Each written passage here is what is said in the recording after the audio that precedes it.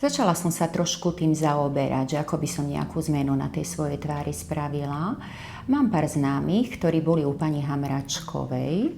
Tam som si vlastne pozrela aj tie ich staré zábery som poznala a nové zábery po jej práci.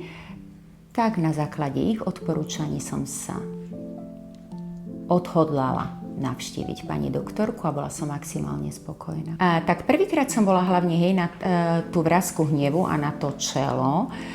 Trochu som mala obavy, či ma to náhodou nebude bolieť.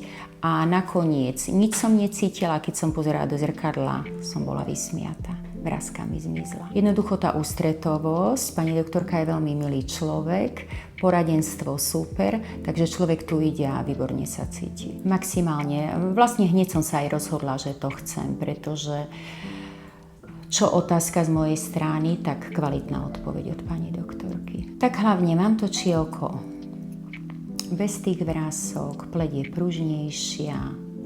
Dala som si aj tie pery trošku spraviť. Ja tu chodím z toho dôvodu, aby som vyzerala mladšie, trošku zdravšie, nie že aby som sa nepodobala na seba.